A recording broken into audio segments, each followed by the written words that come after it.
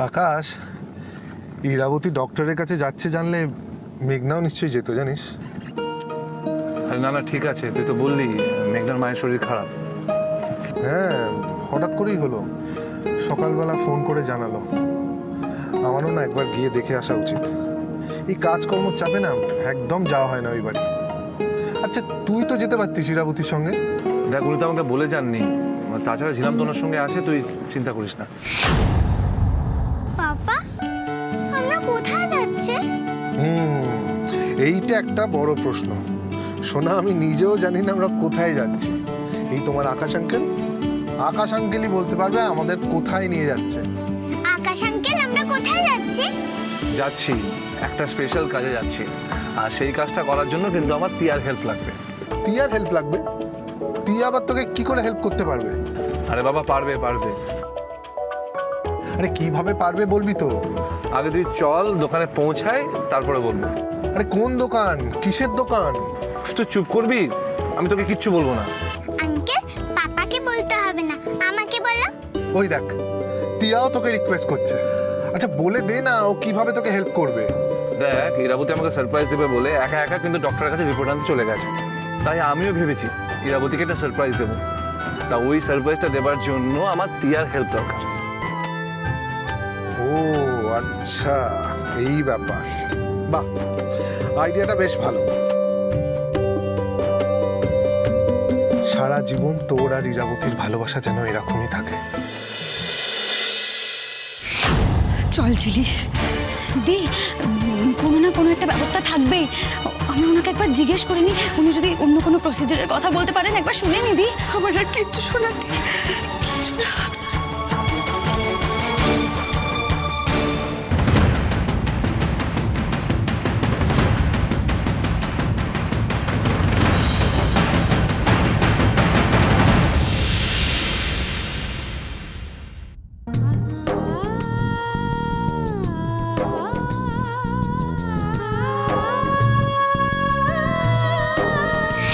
আপনি প্রেগনেন্ট নন,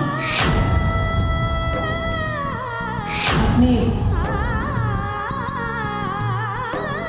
কোনোদিনও মা হতে পারবেন না।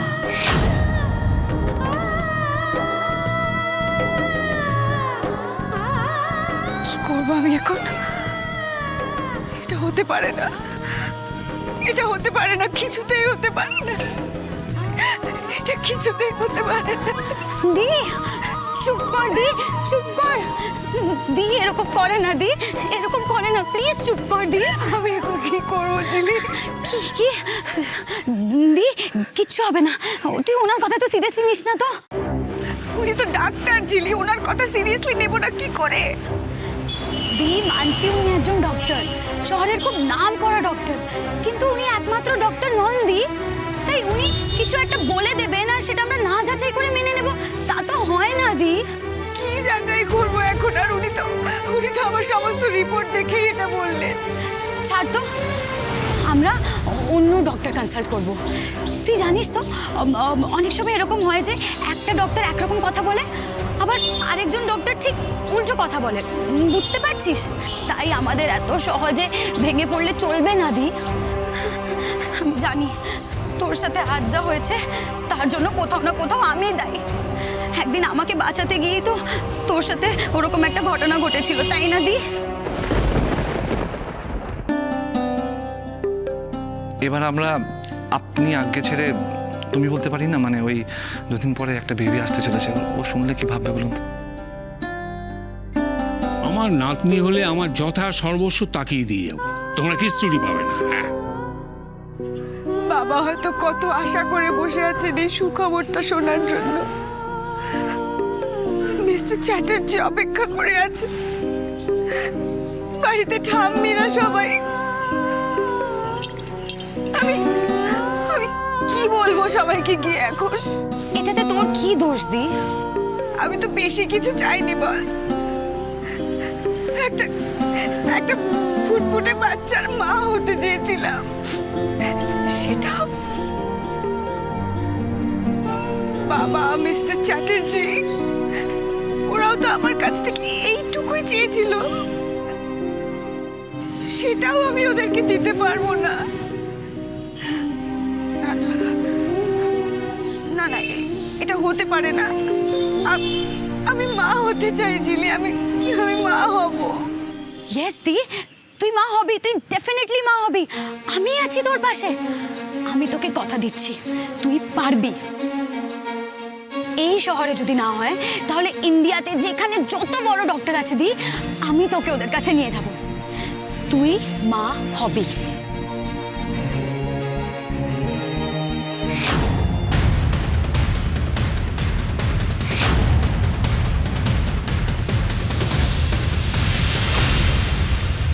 আস্তে আস্তে আস্তে দেখে আয়, কত কিছু কেনা হয়েছে বলতো তিয়া আজ আমাদের। রবি দরজাটা খোল। হ্যাঁ হ্যাঁ হ্যাঁ।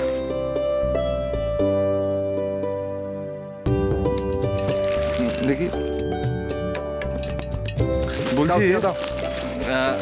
ইরাবতী খুব খুশি হবে বল। খুশি হবে মানে? খুব খুশি হবে, অনেক খুশি হবে। টিয়া না থাকলে এগুলোকে আমাকে চয়েস করে দিত না।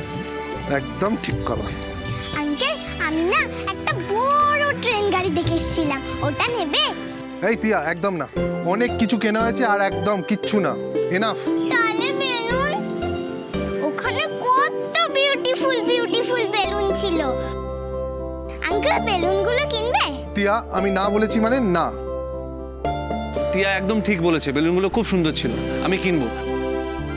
তোর থেকে টিয়ার মাথায় বুদ্ধি অনেক বেশি। আকাশ, শোন আমার কথা। তুই দাঁড়া, এখানে চুপ করে দাঁড়া। আমি টিয়াকে নিয়ে বেলুন কিনে আসছি, ঠিক আছে? চল। আরে তোরা না সত্যি। ই বাবা, এতগুলো মিস কল। মেঘনা ফোন করেছিল। এতবার কেন ফোন করেছে? হ্যাঁ হ্যালো।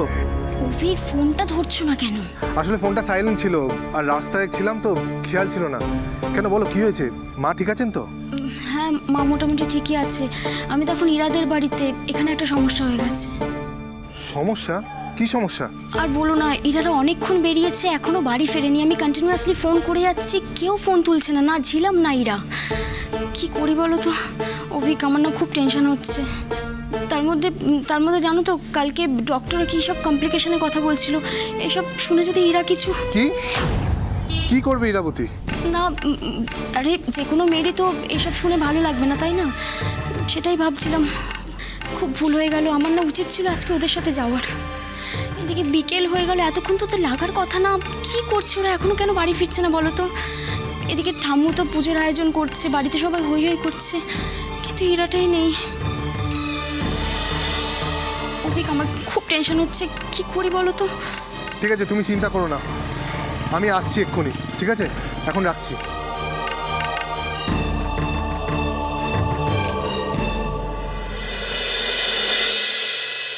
মামু, এখনো তোরা এলো না, কি হবে বলো তো?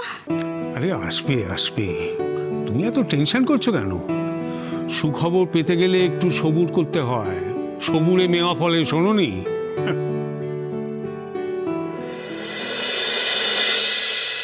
মামু, ইরা এসে গেছে। ভগবান তোর মঙ্গল করুন মা। ইরা, এতক্ষণ কোথায় ছিলিস? কখন থেকে ফোনে ট্রাই করছি। আচ্ছা, যাওয়ার আগে আমাকে তো বলে যাবি। ইরা, এই ইরা, সব ঠিক আছে তো?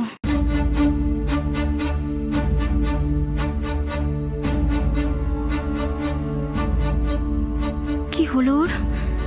এরকম দেখাচ্ছে কেন? ইরা, বল না, সবকিছু ঠিক আছে তো?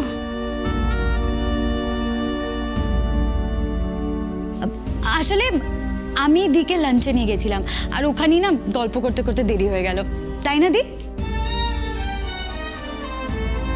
আরে ওখানে অত কি কথা হচ্ছে তোমাদের? আমি বাদ পড়লাম নাকি? হ্যাঁ, ও ইরাবতী, তোমার সব আনন্দ বন্ধুর সঙ্গে ভাগ করে নেবে নাকি? চুপ কথা